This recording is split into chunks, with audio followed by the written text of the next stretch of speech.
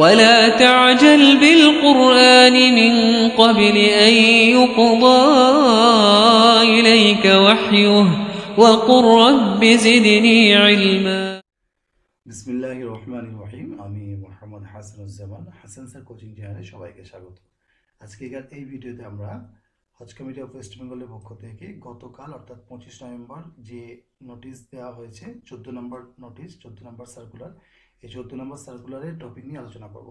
এই 14 নম্বর সার্কুলারটা অ্যাকচুয়াল হজের দ্বিতীয় কিস্তি টাকার ব্যাপারে আলোচনা করা হয়েছে।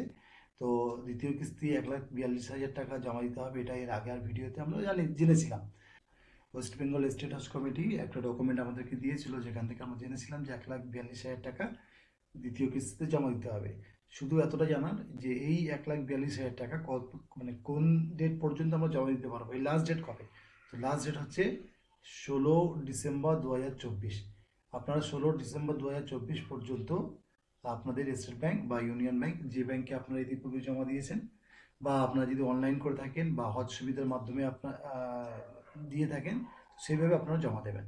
এবং আরও একটা কথা বলে দিই, এই যে রিসিপ্টটা আপনাদের হাতে আসছে, এই রিসিপ্টটা আপনাদেরকে হজ কমিটি কে জমা করতে হবে না, এটা আপনারা আপনাদের কাছে রাখবেন। মানে ফার্স্ট ইনস্টলমেন্টের টাকা যেরকম আপনারা হজ কমিটির যে কপি রয়েছে সেটা আপনারা জমা করেছেন ইতিমধ্যে, তো এই ইনস্টলমেন্টের টাকাটা আপনাদের কাছেই আপনারা সংরক্ষণ করে রাখবেন।